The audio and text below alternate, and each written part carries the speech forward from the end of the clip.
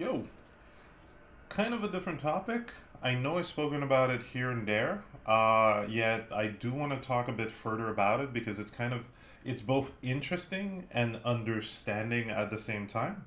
So, the autopilot mode. You guys heard me talking about sometimes when you talk with, don't want to make fun of you guys again, but it's not about making fun. It's mostly about understanding Jehovah's Witnesses, you know. But I've also seen it in spiritual communities as well. But I spoke about it in that way where you would try to talk, about principles and not morals, but kind of like philosophies when it came to Jehovah's Witness, and they would just pop out a list of quotes from Matthew or Luke or whatever, you know. And this is the kind of thing I kind of see as autopilot mode just kicking in. There's no need for conscious reasoning and logic because I can just give you a quote and that's it, that's all. It's one form of autopilot.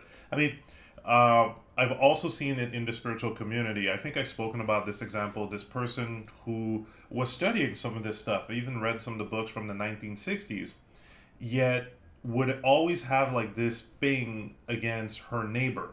It was always the neighbor was doing something against her. Yet when you read all those materials, you kind of understand, well, wait, your attention to it keeps perpetuating it in your mind. And like even when that's being brought up, it's like, yeah, but this person's just doing it for me. It's just immediately beelines, okay?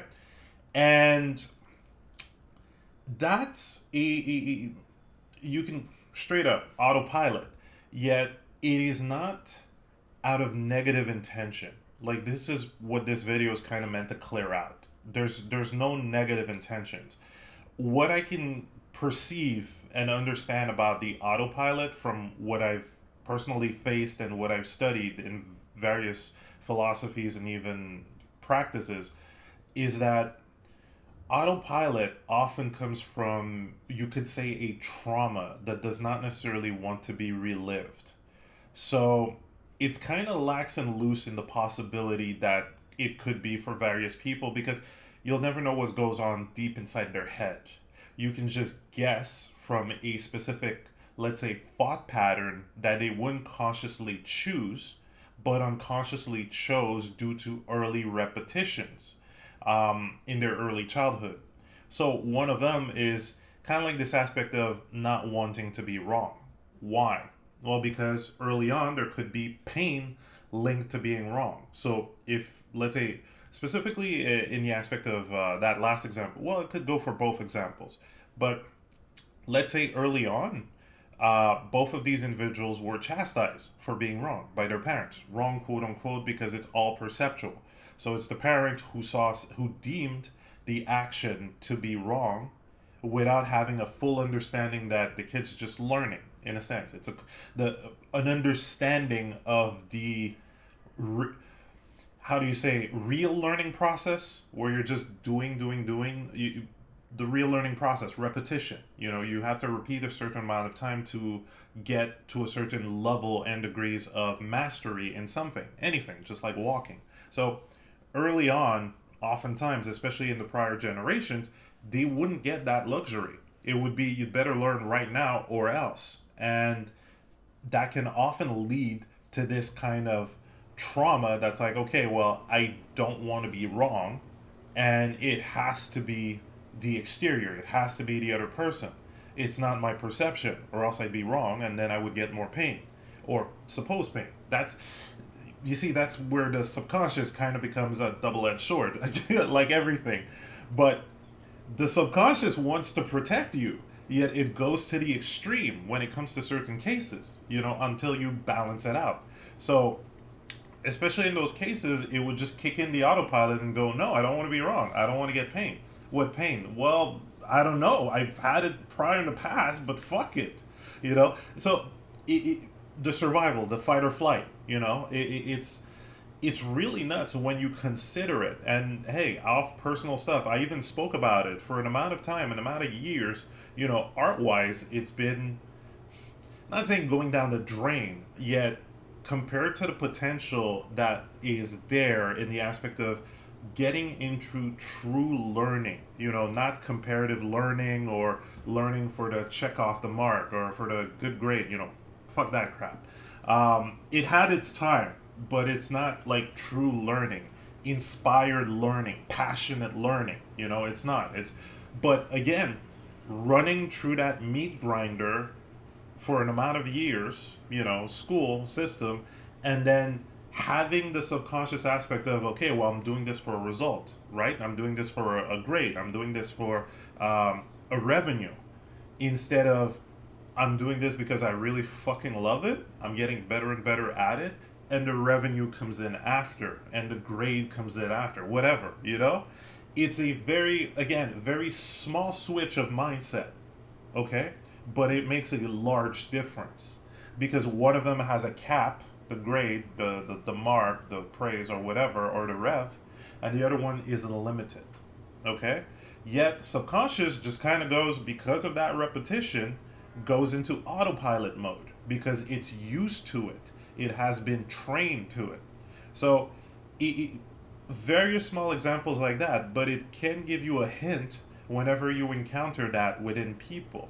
Another example from a spiritual community, prior friend of mine was into this whole metaphysical stuff, was listening to a lot of that stuff, yet could not shake off the idea that a racist may not have necessarily chosen that. A homophobic might have not necessarily chosen that.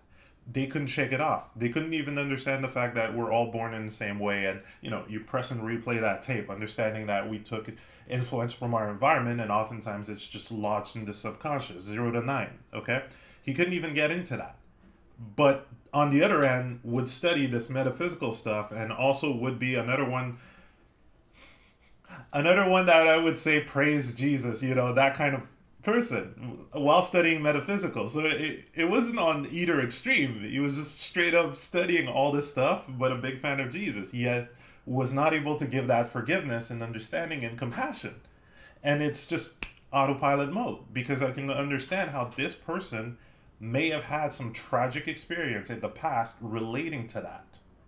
And oftentimes, there's resentment that's kind of left there because you don't want to get hurt by that kind of same environment again.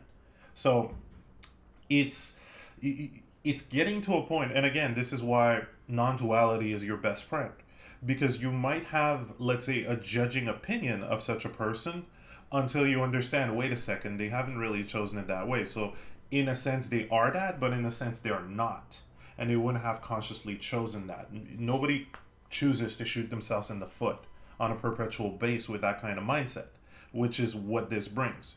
Constant perception of conflict everywhere because of that autopilot. It's like, I don't want to be wrong, so they have to be wrong. And it's like, or maybe nobody's wrong. Maybe it's just a certain set of events that have nothing or no literal connection to one individual, in a sense, when it comes to the person and their neighbor. Maybe that person could have asked their neighbor, just have a conversation. Yet, because of that, the repetition of that kind of mindset in her own mind, maybe she would have gone there in an aggressive tonality, which is, again, karma just loops back. So wouldn't have really helped. Yet, when you're able to kind of perceive this, there's no fault giving and there's no fault taking to a certain degree. You're able to kind of see it all as you spot the autopilot, you can understand how that can be created. Again, you can check out some of, what's his name? Tony Robbins' interventions, because a lot of those get spotted live. It's like, why do you say that? And it's like, well, and they're kind of forced and, not forced, but they're kind of pressured, lightly pressured into unraveling that, which is beautiful to see because you get more and more experience of understanding, right, they did not actually perceive that. They did not actually have that perception of their perception. So they couldn't spot it. They didn't choose it. And it's quite interesting to just kind of spot. Also brings more light, as mentioned, to the whole repetition aspect of things. Because you repeat a certain perception and point of view for so long, it becomes normal to see the world that way. Or, I won't say worst, but, or that perception continuously affected by the environment or whatever you listen to becomes sealed. So you may just have some offshoot reactions out of nowhere, but that's just autopilot until you spot it, hold it, grasp it, and kind of go, okay, whoa, what happened there? What's up? And that's a process that's beginning to be more and more well known by people and shared across multiple, multiple practices, because that self inquiry with much more, how do you say, compassion, much more understanding than what was given early during childhood, which it happened. Again, you guys understand the cycle, right? The prior generation not having those tools, passing on whatever perception or method of interactions that they had, and not necessarily reflecting back on it because they didn't necessarily have the time. Again, we don't have to ride the carriage up to work, we don't have to take care of the horses in the stables. So we have much more time to look back and understand how early childhood has formed us, molded us, along with various other mediatic influences, leading us to a current point of perception and thinking, leading to different actions and results. And we do have the verbal diarrhea.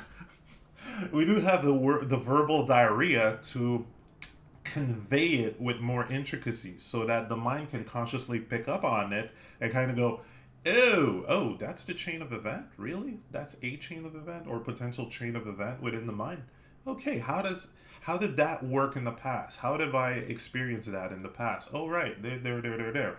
And like I say, once you spot that, you just change the momentum and voila. And it's a practice, you'll have to change the momentum again and again, or do a certain amount of repetition in that different way. But as soon as you start off, or also use the cheat codes, as I keep calling them, foreseeing questions or questions from the point of already achieving it, well, you just kick yourself into a different momentum and you start to, you start to spot both the reactionary dialogue autopilot, but you can also find the internal autopilot or internal dialogue autopilot. You're starting to see those patterns, those paths with more ease on different levels of our being and other beings. So again, you don't judge yourself. All compassion. The whole judging was the how do you say, was the initial problem. It was the initial issue. Like when it comes to parenting, again, it is an art that is getting refined, yet the last thing that you want to do is to kind of hammer on your child for not understanding something or not having accomplished something the way that you would feel it should be, because the way you feel it should be is from your years of experience and the granularity of your experience that only you have lived and not your kid. And again, like I said in the whole repetition thing, it's this kind of assumption repetition that's kind of propelled in the media. The way the dialogue is kind of phrased, and it's like, oh, this person definitely should have done that, and my opinion on what this person has done is completely valid because I can surely read their mind and they should have exactly this connection to my mind so that they could do the exact same thing that I would have predicted and would have said is better in hindsight, Hindsight is always 2020, but again, this habit in the media of criticizing celebrity, criticizing other people, talking in the news about certain events that happen, but having absolutely no fucking presence on the live event when it happened, understanding the context on all sides, it just became easy, quick, and simple. And then the societal pressure on parents, and I spoke about it in Parenting the Game. The societal pressure, the judgment laid on the parent because of their kid, it just stacks up. You can kind of see the vicious circle. and the consequences that kind of happened with with that vicious circle, and then the expansion of those consequences, or the multiplication of those consequences, when consequences are results. Let's keep it as results. The multiplications of those results when those results are interacting with each other online, because online has also multiplied this kind of perceptual assumption, in a sense, would be a word to label this, in a sense. um, this assuming out of other. I mean, hell, even recently I had a post on Facebook about a joke that I posted, a video joke that, from someone else I posted, and it was an assumption of, really, do you believe that? And it's like, what? Do you believe this specific thing that I had in my mind that I saw from this video, and that I assume that you saw the same thing? And my mind kind of went, all right, that does happen online with that too. Huh. New layers. new new layers or levels of perception of that. It's like, yeah, we won't all see the same thing from the online content that we have. So we can't, or that we, let's say, look at. Kind of like movies, all right? So we can't assume that the other person would perceive it to the degree that we do. It's such an interesting and wonderful thing to spot and notice and not get wrapped into, because you can see how a lot of online arguments were just assuming out of contextless words or emotionless words as well. We don't necessarily know the other person's definition for each and every single word. We can't assume that because the English language is basic, everyone's going to have the same definition of a specific word or concept. It can't be assumed because, again, granularity of one's experience, different time, different moments, different contexts where certain words were learned, and different range of applications. So it's like, all right, we just can't assume. Damn right. And then guess what? Your pain is gone, because any assumption is just, you don't necessarily get into this mental game of